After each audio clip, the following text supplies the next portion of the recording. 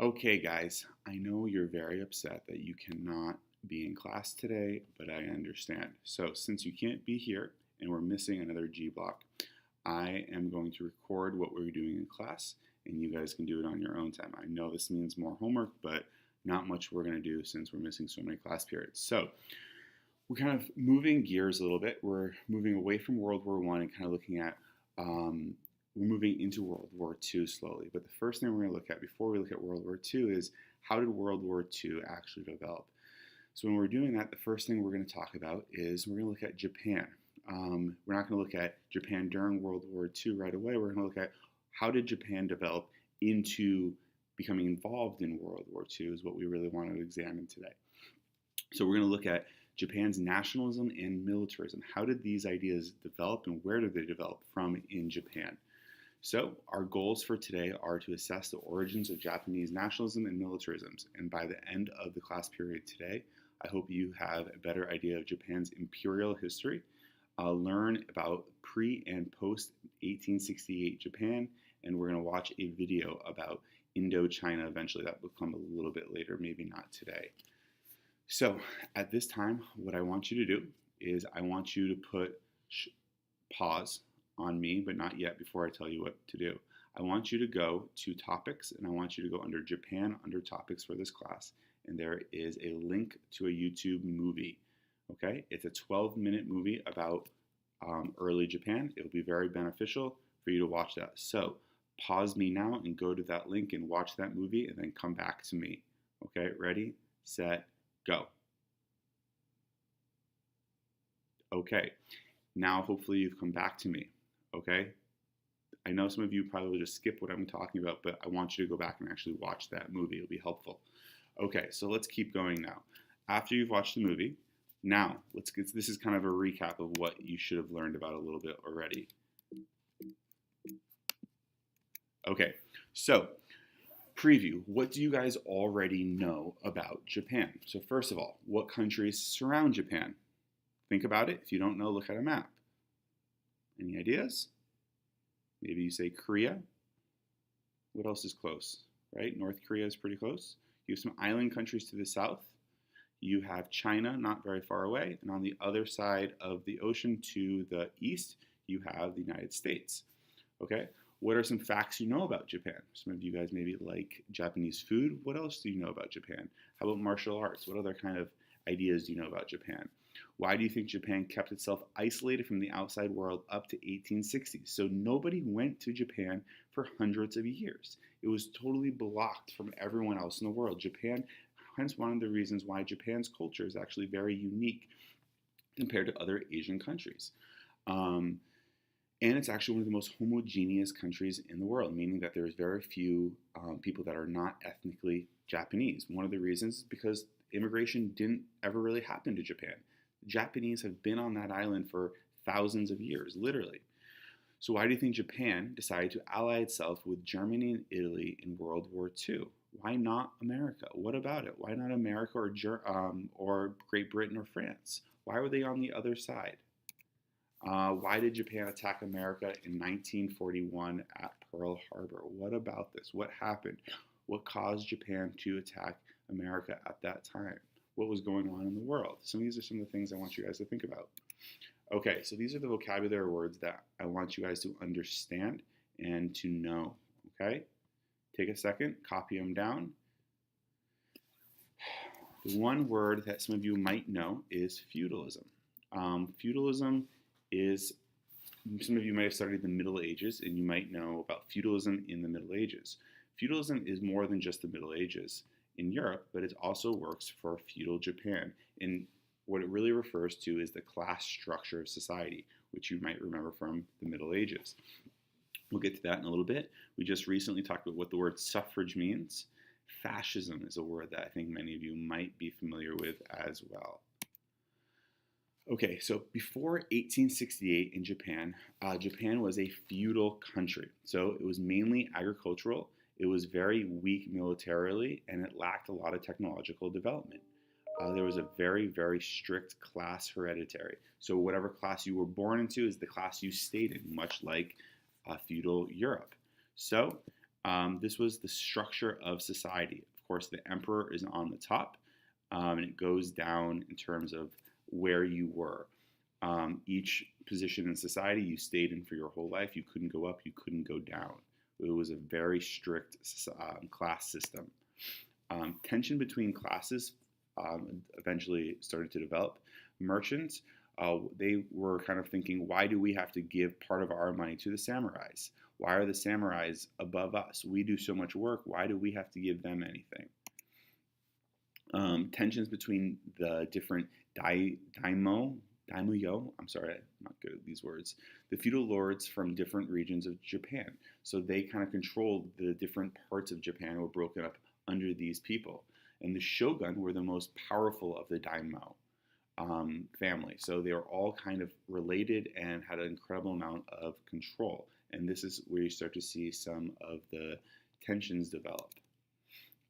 Also, in early feudal Japan, we have no central tax system.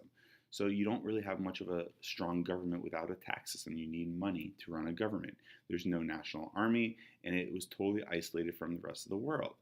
So on the right, it says, what do you think would have happened if Japan were attacked by Western powers in this time?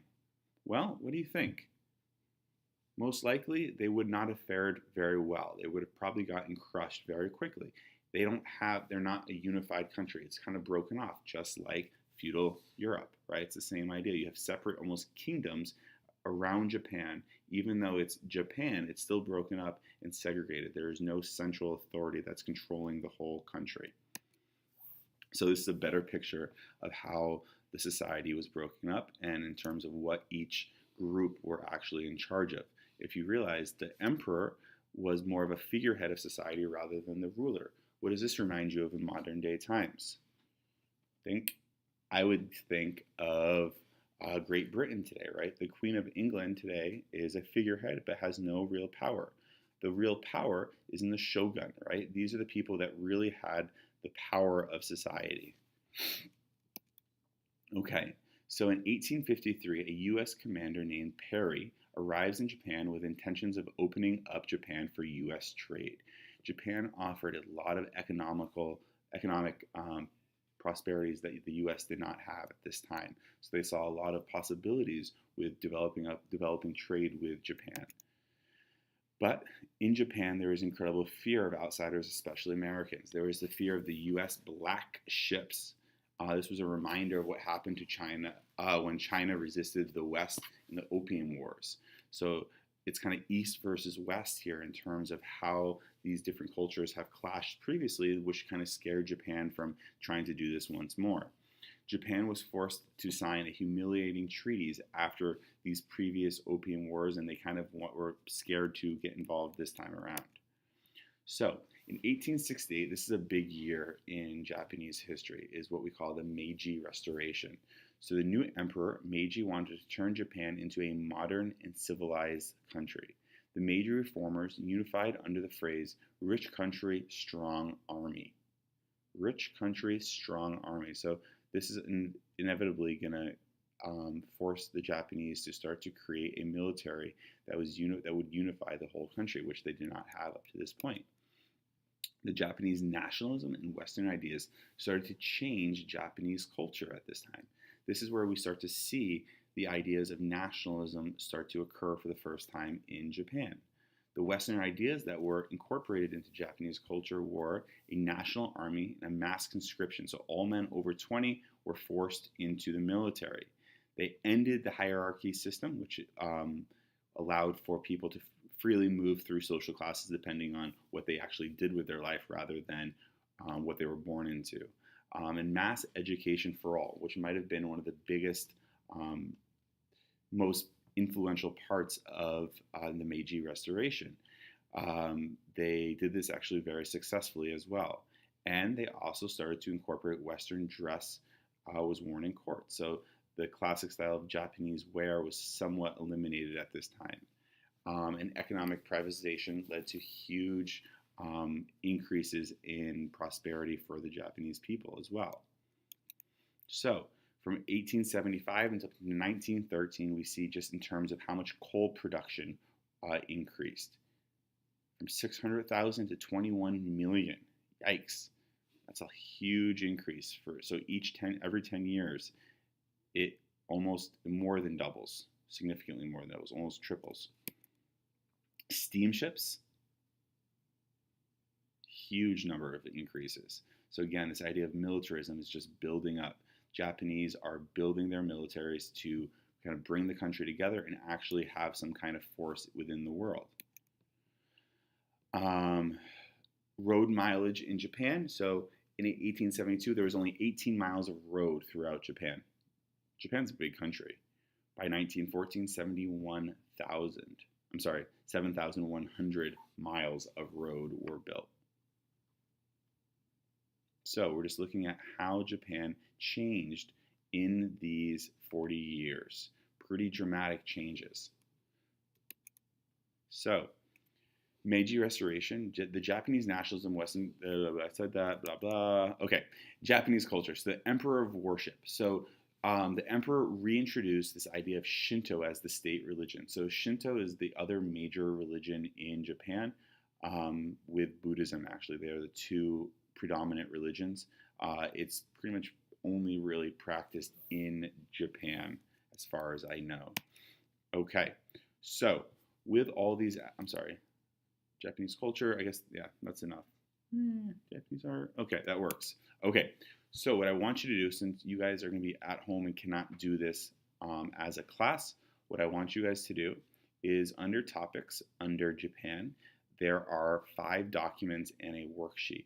What I would like you to do is to read through those documents and to briefly to spend some time on the worksheet that is there.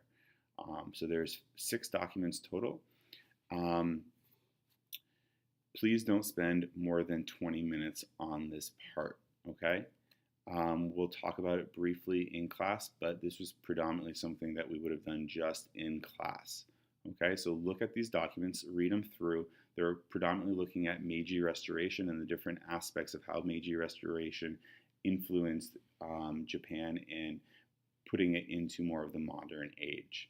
Okay, so that's the last part of what we would do in class and what you guys all missed.